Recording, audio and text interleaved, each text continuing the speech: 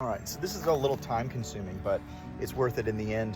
What I do to make my tomato trellises is I take some of this wire that I've got.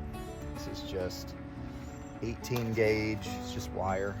And I have my stakes that I got. They're just fence stakes. I run some wire like this, and I just wrap it around the base of where a post, well, around the base where you would put in like the electrical cord, or what am I talking about? Like the electrical fencing, you would just attach it to the stake. Anyway, I'm using that spot that you would hook up a fence to, and then I take my wire, I just take some wire cutters here and cut the appropriate piece, and then I just wrap it around the stick, and that is going to be my trellis. Why do I do it this way? Well,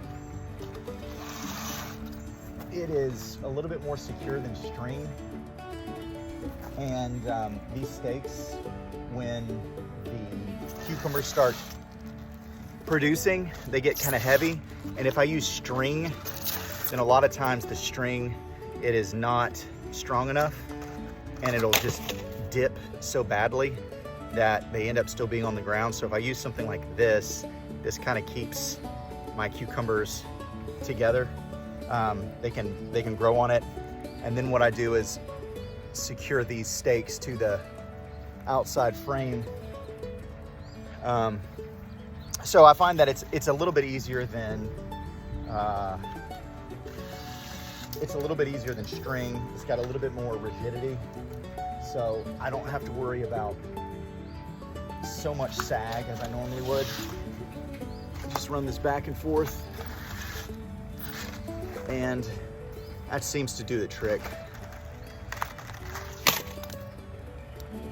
And so yeah, it takes a little bit of time to do this, and they do make products. I've seen like plastic, almost like netting that you can do. I've done the netting before. It seems like it sags a little bit much. This wire, you know, it seems like it makes the most sense for what I'm trying to do. Again, it's just all about what makes sense. There's not a wrong way to do this.